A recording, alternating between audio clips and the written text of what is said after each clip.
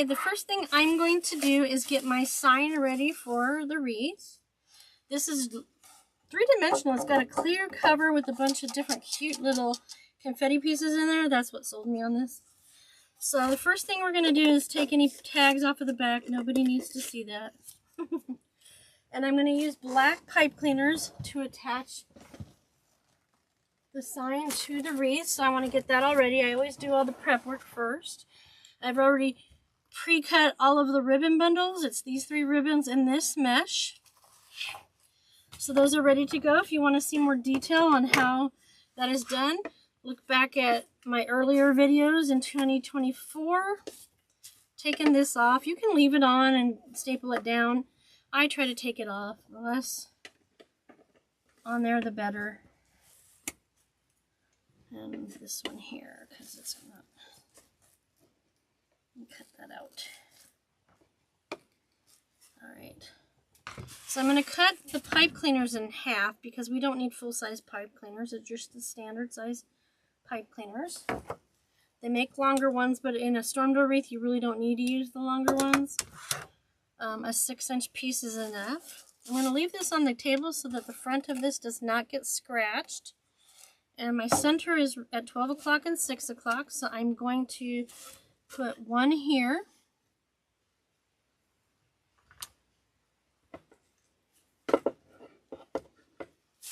Okay, let me turn it around. I'm having a senior moment, I think. Alright, so 12 o'clock is right here. If it's not got numbers on it like this does, I always take the words that are on it to try to center it. I'm using 1/4-inch staples, no thicker than that because it'll go through the sign.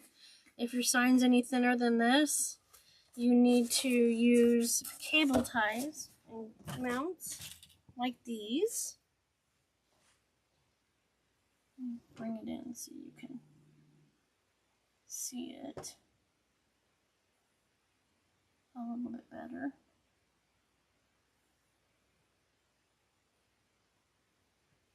So you would just put this on with the super glue, and then I always go around it with hot glue as well. The hot glue is not going to hold it long term. It's going to hold it in place while your super glue dries, and so you can work with it on your wreath. The super glue will give it a long life. Hot glue, either extreme heat or extreme cold, they are going to pop off if you don't have both.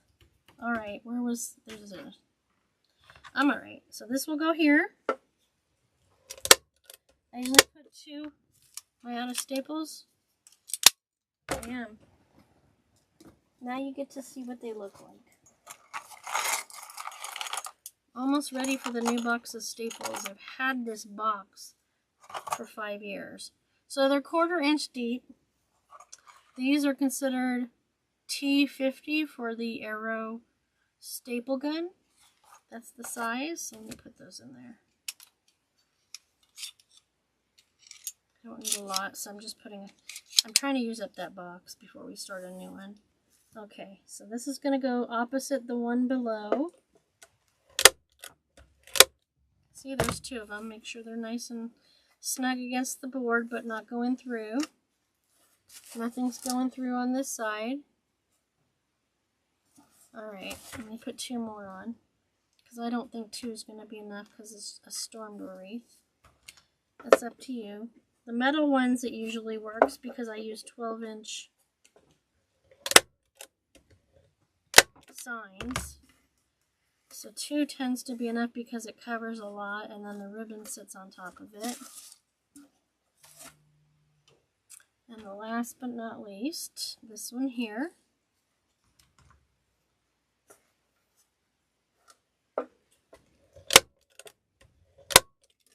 There we go. That can all get put away. And then we're done with the sign for now. That was the last thing I needed to prep. I'm going to put that over it so it's protected. And let's get started with putting the mesh on. We're going to put the first layer of mesh on. So I'm going to use this. I don't know if I need to use that piece. I'm going to hold on to the end. But I am going to need the ribbon, I think. Yeah, I'm going to put that over here. We'll find out in a minute, right? Or a few minutes. So I'm going to go through this quicker than I do with a kit, because this is a one-off. That means it's only one. It's for my shop.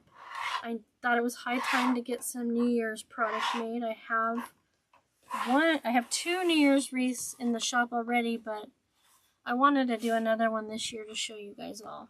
So this is a solid colored mesh. It's a 10-inch mesh. It's very thin, but it still has tinsel in it. They're all cut at 12 inches in length. You have 12 pipe cleaners on the frame, 12 pieces of mesh, and 12 bundles of ribbon tails.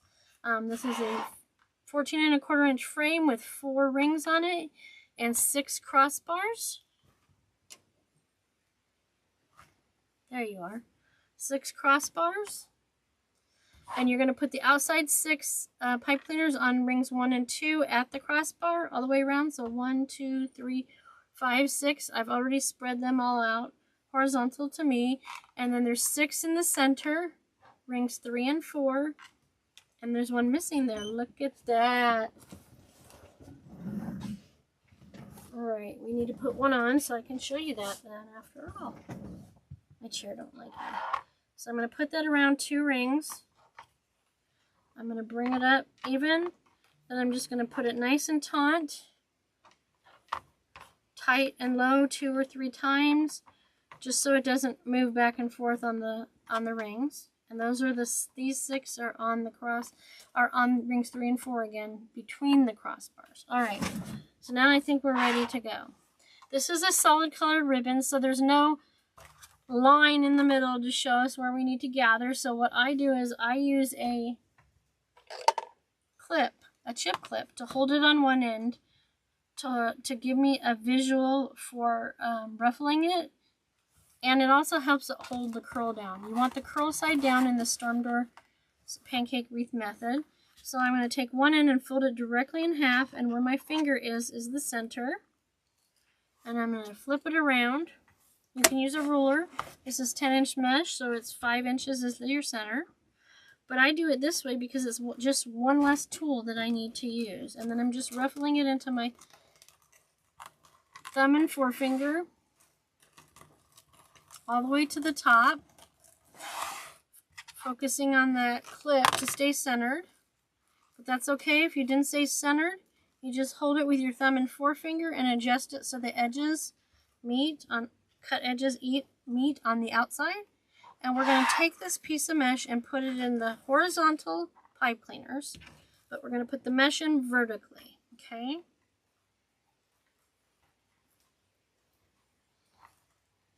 Tight and low we twisted it, and then we're going to do it 2 to 3 more times to hold it in place. And then we're going to bring our outside cut edge over the inside cut edge, outside cut edge over the inside cut edge. I don't like how that looks. So I'm going to grab it near the pipe cleaner and bring it out, holding the pipe cleaner so that it doesn't open up, so that I have a nice round edge here, okay? By holding it up here to do it, you don't change the design in the mesh, because with deco mesh, once you do that, it's a done deal. All right, and then I usually curl in the edges, making it as circular on the outside edge as possible. When I put the mesh in, I put it into every other position. That way, the way it lays gives it a little bit more dimension, and it helps it stay shorter, thinner, if you're going to be using it behind a screen or a storm door. Now, since this mesh is super thin, on this layer, you could lay down the first 6 and then add another 6, one on top of each of them, if you want to thicken it up.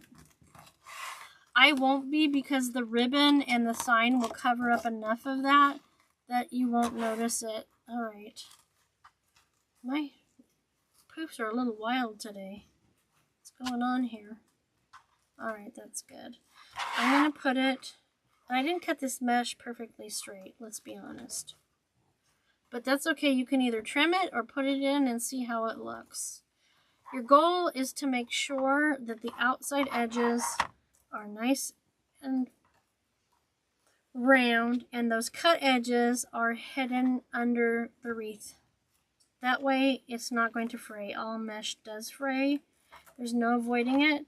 But by putting the mesh in vertically, all my cut edges are right here. So I put the outside cut edge over the inside cut edge, and that minimizes the edges that are cut from being exposed to catch on anything. This is not my favorite mesh, let me tell you. It's pretty, it's sparkly, it's the right color gold. Third one. I use the table often to unroll my mesh. So there's my center. You can try to follow the strings in the mesh, but I always find that I squirrel and start looking elsewhere. So having that clip at the top really helps me stay centered on a solid colored mesh. Plus, if you noticed, I changed up how I gathered this. Some of that I'm sure is a result of me having smaller thumbs, but it's what I find most comfortable, and it tends to ruffle better, and it tends to be right. This one is less goofy looking than the other two, I think. So just bring those out, and there's a couple of loose strings here, so you want to cut those off as you go, so you're not trying to find them later. You don't want your customer to see all that messiness. Alright, so that's the first three.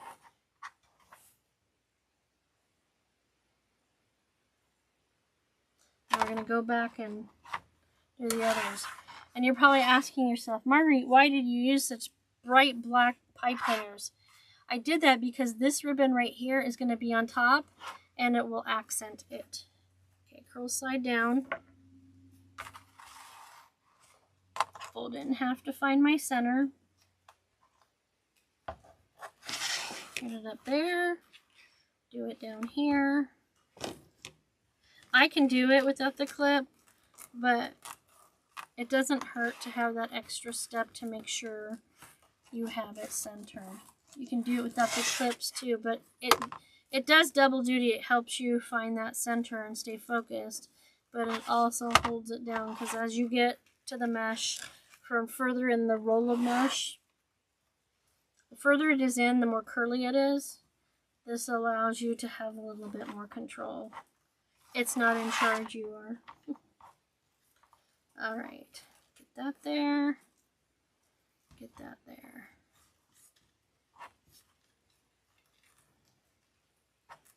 Alright, and I'm grabbing it down here, not on the edges, because I don't want to ruin the design in the mesh. And sometimes it helps to try to curl it under on the outside to hold it in place. So 2 more on this layer. Taking the glasses off right now. Alright, fold it in half.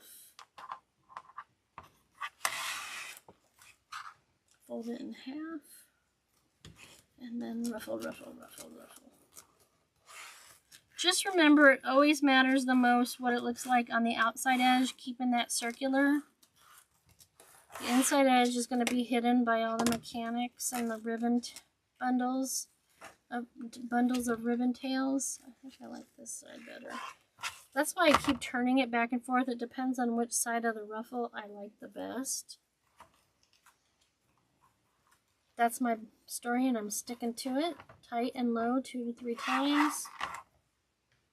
Now you see that Now you see that these are overlapping, so that also helps hold it in place. Once you get this second set of 3 ruffles made, this sticks to itself, because Velcro is my second name for mesh, because it acts that way.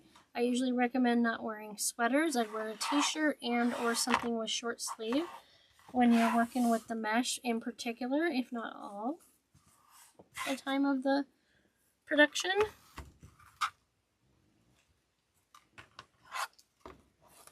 After this one, we'll start putting some ribbon in.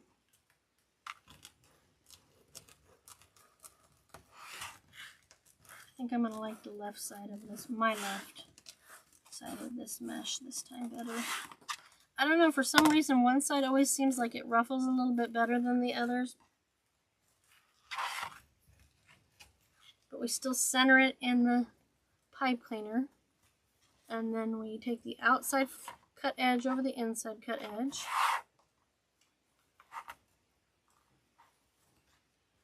Outside edge over inside cut edge. See, once you get going a little bit, I find that there's less difficulty in getting them to lay the way you want.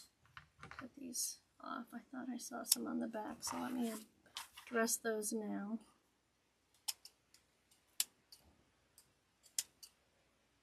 This is completely normal. Some people use wood burners to cut their mesh. It tends to be a little less fraying, not always. So now we're going to go ahead and start putting the first 6 bundles of ribbon tails in. I have made 12 bundles. They're all 2.5 inch ribbons, which is 2.5 inches ribbons. I put dovetails in the end, which is just folding it in half wire to wire, and you cut from this folded edge to the wire at a 45-degree angle, and that's how you get that dovetail. Some people call it a ducktail. I fold them all equally in half and give them a nice crease down here. That way when it's time to ruffle the bundles, I know where my center is and I can stay focused there when I'm ruffling like I'm doing right now. On the bottom layer of mesh, I'm going to pull the tails out towards the edge of the table, towards me, before I put them in the frame, because that helps them to stay out there. They will try to crawl up under the mesh that I'm putting on the second layer, but that's just nature. I did it tight and low 3 times when I, 2 to 3 times when I put the pipe cleaner on, and then I twisted in an upward fashion to create a 1-inch twist stub so that it won't come out. And I'm going to hide that behind there. You could even tuck it under the ribbon if you want. And then I'm lifting and separating each piece of ribbon and getting these little bubbles out at the top, running my fingers over the ribbon as I'm positioning them.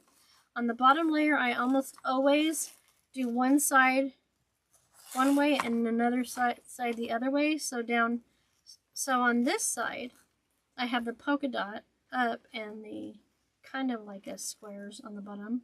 Gold's always in the middle. And then I did it opposite on this. I often push it down here too in the center. That helps it keep thinner as well.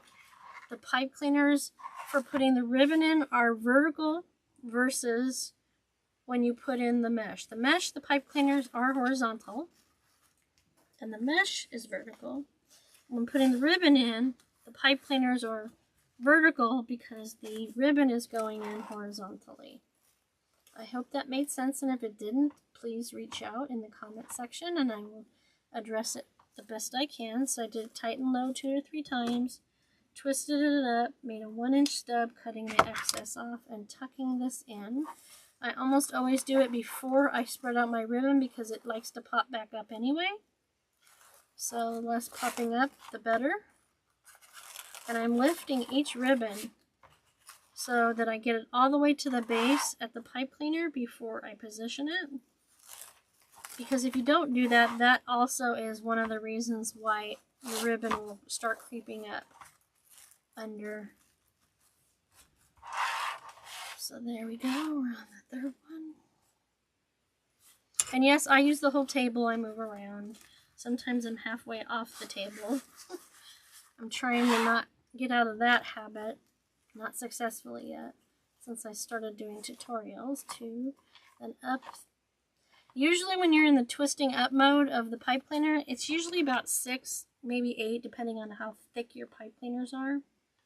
I did not use gold pipe cleaners because the only ones out there that I've been able to find are pretty thin versus a traditional 12-inch pipe cleaner, which are pretty fuzzy and thick. They seem to have a thicker wire in them as well. So I went with the black. Either works. The black's going to blend in really well once we get done. Sometimes I cut the pipe cleaners on the top layer the same way as I did this, but I tuck the pipe cleaner under the ribbon Sometimes I curl up the pipe cleaners on the top layer, and you'll see what I mean when I get there. But this is more festive. I thought swirls would look cute on the top layer, so keep that in the back of your mind. But yeah, if you were to do it where you wanted to just see the stub of the pipe cleaner, you would tuck this under, and then you can only see a stub. You can either decorate it or not. It doesn't matter. I'm going to leave that there because regardless, you're not going to see it. So that's one way to do your pipe cleaners when you get to the top level. I like this glitter ribbon because it's on a linen, so it's thicker. Definitely more of a luxury look. Black and gold always has a luxury look anyway, in my opinion. So, and it just all adds to the texture and the look. Alright, let's do this. One more after this one, and then we can put the mesh in for the second layer.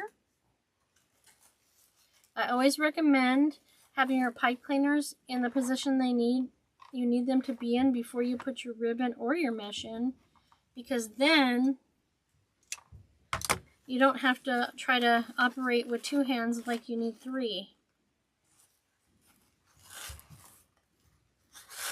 I have a feeling I'm going to have a visit shortly from a 4-legged creature named Maggie, the chocolate lab, because we're approaching her lunch hour and God forbid I'm late. It's amazing the internal clock that they have. Don't fuss with your ribbon on this layer too much, because you're going to need to fluff it out again after everything is on it.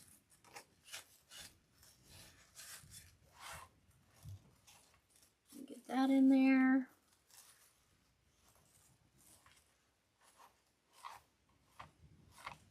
And this layer is going to be done. When you have all the materials prepped ahead of time, it really makes a difference in the time that it takes to create your product. When we get to the middle of the summer each year, I usually pre-cut everything and get it all prepared for my show season, for all the wreaths I'm making for shows. That way, if I suddenly have a big rush in sales, which is always nice when it does happen. That first year, oh my gosh, I was not prepared. I was coming home from shows having to make 10 or 12 wreaths a night, and the next day or in between, 10 or 12 a day between shows. I got smart and I spread out my shows a little more, and I got smart in making them kits that are prepped and ready for me to assemble quickly. That's a huge relief. I can throw one of these together when I'm concentrating. Is that right? That one's there. That one's there. Okay, I'm alright. I was thinking I was missing another one. But yeah, then that way it takes me half hour to 45 minutes max to throw them together. Not throw them together, but I think you know what I mean. To be ready for the next event. I always try to make sure my bigger ones are definitely done and ready for the season I'm going into. I usually just do a couple that are really big. What sells the most where I'm at and at my Etsy shop are the storm door style, because it's Nebraska, and if we can guarantee anything's going to happen, we can guarantee the wind's coming. And this style you can put, like I said, behind the screen door or storm door without crushing it. It still looks really pretty, and it's now protected from the elements by placing it there. Of course, the style can be fluffed out a little bit extra and placed elsewhere, either fluffed up, or you can add embellishments to it, like I did in one of my other tutorials, like my winter owls, snowy owls. I think it says warm winter wishes, and a few others. And then I used, a really big fluffy pine wreath to do another winter wreath with a snowman, because snowmen are all winter, and our doors get very lonely during the winter months, especially if you're not someone like me who doesn't decorate for Valentine's Day, St. Patrick's Day, and the like. Obviously, I do it for everything because that's just how I roll. I'm adjusting this because the edges don't meet, and I'm not grabbing it from the outside edge. I'm grabbing it from in closer to the pipe cleaner. So that's that one. That was the first one, so this is the second one. Again, skipping every other. I use the table to help me get rid of the curl, or at least get it out of my way. Fold it in half. And then just ruffle up the center using that clip at the top to help me stay focused on the center. When you have a pattern mesh, it's a whole lot easier because you can't miss following the pattern. Okay, I think that's good. So there's that. And I often move the wreath around the table because sometimes I like one side more than the other of the ruffle. I think I said that already, but it bears repeating. The whole point of me moving it around like I do is I'm not contorting my body. I'm moving the wreath and it's doing the work. I don't have to move in an uncomfortable position for me. Sometimes it helps to try to curl up the edges. Sometimes it doesn't.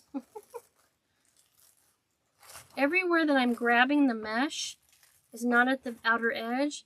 That way, if it does make a change in the pattern, it's going to be buried by ribbon and everything else that I'm putting on it. So that was 2. So this one's the third one.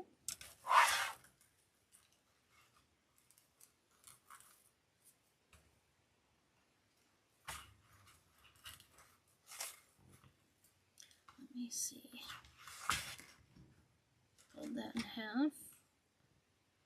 This wasn't cut terribly straight. I don't know what happened. I think it's because it's such thin mesh, but it's obviously not hurting anything. If you want to go back and trim it some more, like right here, it's not even, you can. It's how you lay it on the table when you're cutting it too that makes a difference. But with this particular style, or if you were doing actual curls on the end, you would never know because it would be hidden.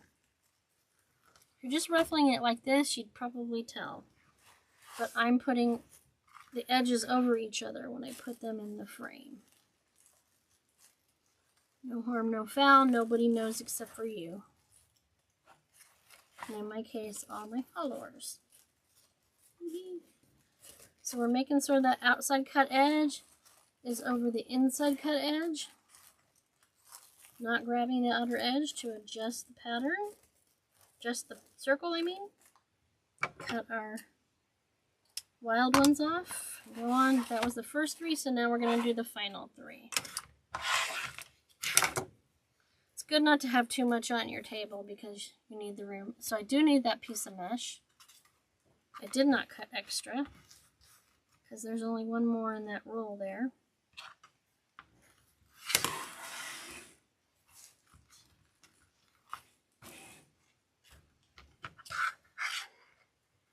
Just that one. You can use scissors to cut your mesh, but I absolutely encourage you to purchase a rotary cutter that's in the quilting department. A lot of the tools you can use are what you have in your home. Most people have a good pair of scissors, some needle nose, some wire cutters. You don't have to go out of your way to purchase a bunch of equipment to make this style wreath either, which is a plus, but if you want to. Just like at the end, I'm going to use a little wooden dowel to curl the pipe cleaners, but you could use a pen or a pencil. Folding the mesh in half to find the center alleviates you needing the ruler, so that's even less equipment you need. What's going on here? Alright, there's that. I'm going to use the one I had already used in the sample next. Hold it from the pipe cleaners and bring it out a little bit to adjust it. If you want to take the time to super duper slowly ruffle your mesh, by all means do it. I ain't got time for that. Okay, I've already used this, so I know where my center is. But see how it's... Let me bring it in. Let's see. See how it's not quite as perfect as out here? But it's okay, because that's the center. No one will ever see it. But the less you handle it, the better. The better. I'm just going to follow the wrinkles from when I first gathered it for my sample. And if I don't look at how it looks, I can always cut another piece. You can usually get 1.5 wreaths worth of mesh out of one roll of the deco mesh. It's usually 10 by 30 feet. So 10 by 10 yards, 10 inches by 10 yards. But I have noticed a lot more lately that they're doing 16, 17, and 18 feet rolls. So you will get one out of a roll, I think. Especially in the retailers, the in-person retailers, like what I mean, Hobby Lobby, Joann's, Michael's, places like that. When you order it online from a lot of the suppliers, or most of them, it's usually 30 feet long.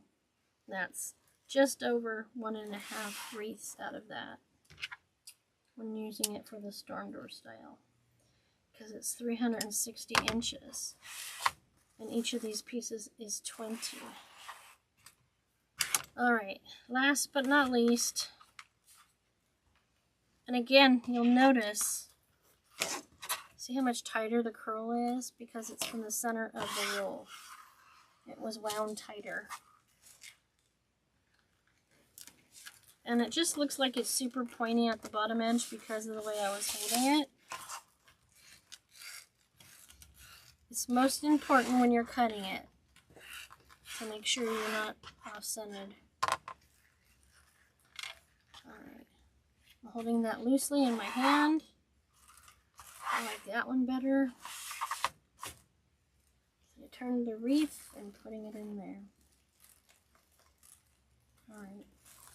After I get this one on, I'll get that fluffed out. And now we put the sign on before we put the rest of the ribbon. It's entirely your choice. You could put the ribbon on now and then the sign, but I like putting the sign on first so that the ribbon overlaps the sign just a little bit, not too much. With the gold edge on this sign, that's not a problem. So there we have that. And I'm going to put the sign on. I usually stand for this because I want to take a look at my wreath. And that one looks nice and super round. So I want that one to be at 12 o'clock and this one to be at 6. And then I move these out of the way while I'm attaching the sign. And I usually do it in a X formation, so I'll do these two first and I'll do these two. That helps keep it settled into the wreath better. So these two should be between these four. But I think I'm going to do this one first. I usually put it in right near the pipe cleaner on the base.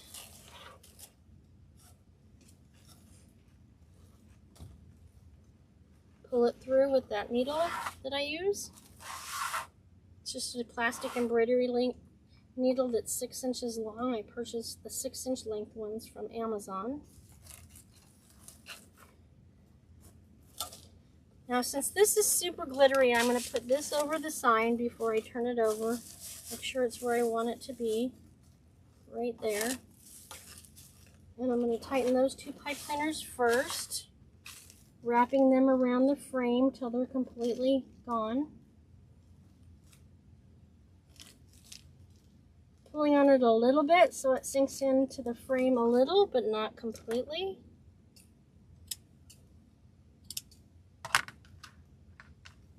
Doing the same on this side. You can wrap it on any ring you want, but I usually try to get it near a pipe cleaner from the base so that it blends in better. Ideally, I would have gold on this so that if you have a glass door that you can see through, if you see the back of this, it won't be so obvious. And now I'm going to do the two that are across from each other. I'm making sure it's a little bit under the sign, but as close to the pipe cleaners for the ribbon as possible. I fold the tip over so it stays on the needle, pull it through. I'm going to do it over here.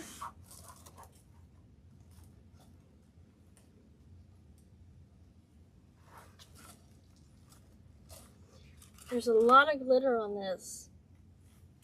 And it's trying to come off. We don't want that. Alright, so I turn it over again. I put that bubble wrap package it came in down so that it's not going to get scratched on that cute plastic surface. And I will also put one over the sign whenever I'm transporting it or shipping it to the customer when it finds its new home.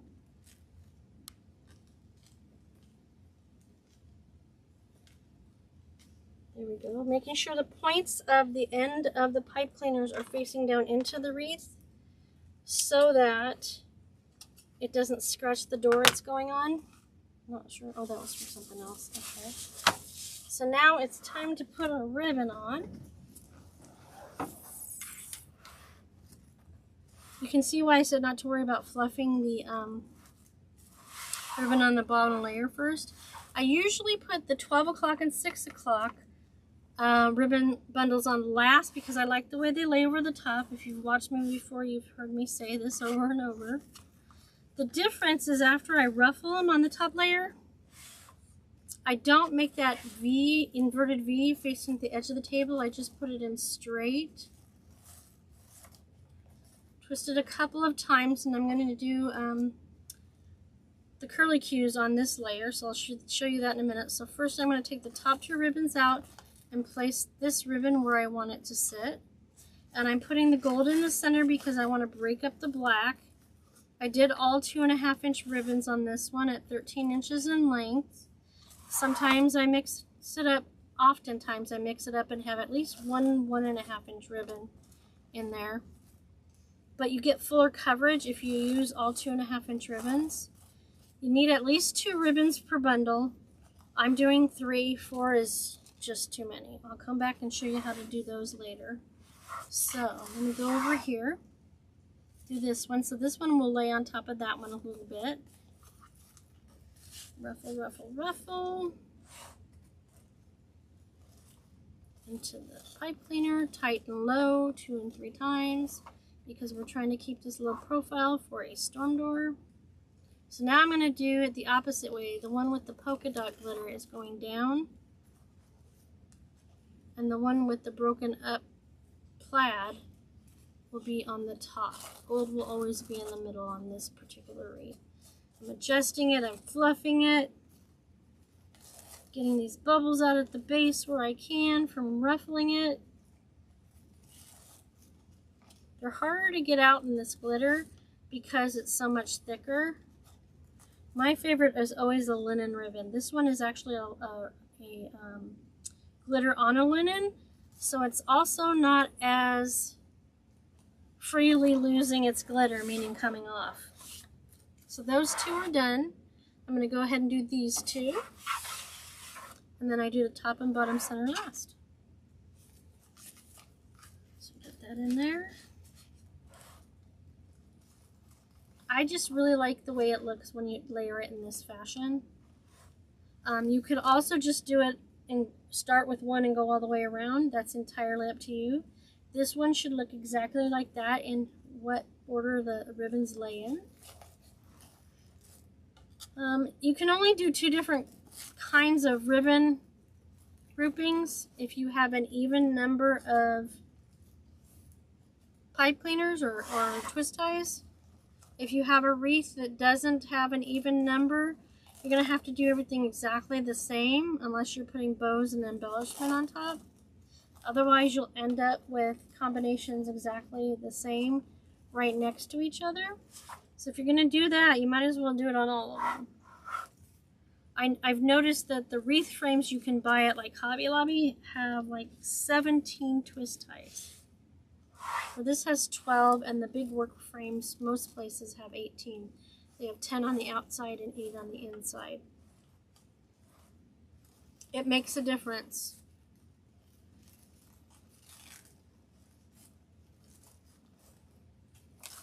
Okay. Yes, I'm working off of the table. I apologize. I can't help myself. You can lay these super flat. I'll do that on this side. But even if it's curly like I've been making them, when it lies down a little bit, once you get the screen door or storm door closed, it's not going to look smushed. It's just going to look flatter. So see, that's flatter than this side. Let me fluff it up a little bit more. See if you can see that at all. That's much fluffier than that one. See how flat?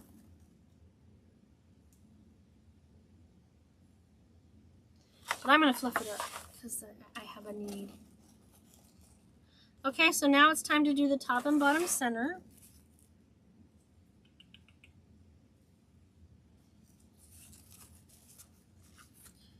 It's nice and quiet today because I learned that I have to kick everyone out when I'm doing a video because my dad's room is right above this. And every time he moves his chair, it sounds like a train's coming through. So if you've heard that in any videos, you'll know that's what it was. So there's always something, right?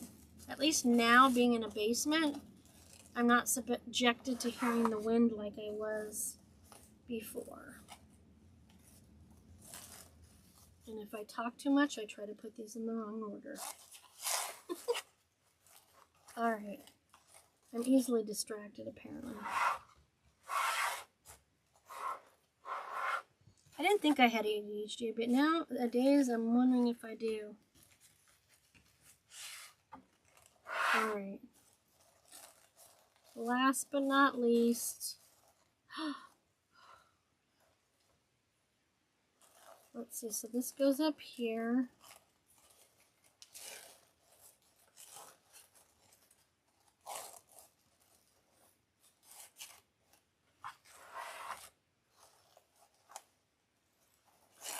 I'm going to tell you guys, as a maker, if you're another maker and you buy this sign, make sure you spray that outer golden edge with a clear coat of some sort, cover the middle, because it's not on there very well. So I got to make sure that we keep this covered, because every time I touch it, it just...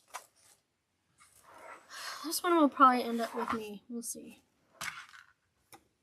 Okay, now if you don't have a little wood dowel like I do, you could just use a pencil or a pen to do what I'm going to do next. Well, that's disappointing about the sign edge. Okay, well, I don't have a New Year's wreath, so this one will be mine. But definitely, if you get this sign, make sure you spray it immediately, getting it out of the bag, to seal that glitter in, because it peeled off really easy. Okay, I'm using the pencil. So I'm just rolling it around the pencil. And of course I got a black one. I don't have a yellow one. That doesn't help. So I curled that around. And you can either pull the curl out to be seen, or you can just keep it nice and low. I'll show you both ways and zoom in. I do have another black and gold wreath for New Year's on my page, my Etsy shop. So I'm gonna, is this it? Which one? Down here. So see, this one's super curly. It's as small as it'll go. This one's super curly, and that one is pulled out like a spring. I'm gonna pull it out like a spring. It's for me. You could also put some cute little styrofoam balls on it. Let me grab some to show you. I don't think I'm going to go that route, but I'll be right back.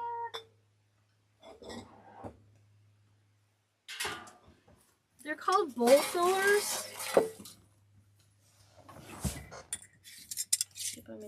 so they don't get mushed. Oh, here comes trouble. Hi, baby. So you could put one of those there. I guess that means I need to hurry up so I can go feed her lunch. Hi. Did you come to say hi to everyone? This is Maggie May. This is my baby. Are you doing an inspection? Yes.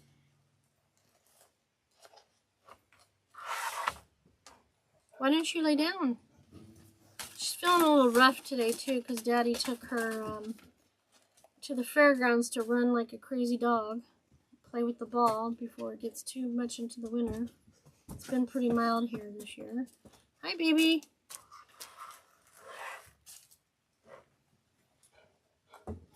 Yeah, this glitter from the sides of the sign are getting everywhere. What you doing? Shh. Got a couple more to twist. But yeah, it would be cute if you put the little gold balls at the end too, even. See? Wouldn't that be cute? I may have to do that. Take it off for now. Until I get pictures done. She's snooping. There's some new things down here. She's got to figure out what they are and what they smell like. Right, baby? One more to go. Go lay down. This is life. But I wouldn't change it for a thing. Just my heart. Next to my husband, that is. Alright, so let's get all this stuff out of the way and show you exactly what we have. I love that glitter. Isn't that fun? There you go. Okay, well, we flew right through that one, didn't we? Yep. And thanks, Maggie, for your assistance today in her process. She's over on the other side of the room, pouting because I haven't fed her yet. I promise I will in the next 5 minutes. So there is a storm door wreath for New Year's. Again, like I reminded you elsewhere, if you purchase this sign, if you're a maker or making your own, make sure you put some clear coat over that gold on the edge. This, darn it, will be mine now because I don't want to sell something that's less than perfect condition. But hey, it's beautiful. It'll go great on my front door. It'll fit behind my storm door without getting crushed, and we'll be able to celebrate the New Year's holiday as well now on the front door. Won't be bare for the whole winter, although I do have something for the winter this year. So thank you again for joining me. I know you have all sorts of choices of how you spend your time, and the fact that you're spending time with me today means a lot to me. I appreciate it. If you like what you see, subscribe to the channel and you'll be notified on Sundays that I have a new video coming out. Most Sundays at 1 p.m. Mountain Standard Time, you will find some new content on the page. If you want more detailed direction on the storm door style, again, refer back to my earlier videos at the beginning of 2024 where I detail every single piece of ribbon, pipe cleaner, mesh, the entire thing, so that if this is new to you, you have complete step-by-step instructions to make it. Well, thank you again for joining me today. I hope you have a happy holidays and Merry Christmas and a very happy New Year. We're looking for a better year next year. I'm sure you all are as well. Thanks again, and we'll see you next time. Bye-bye.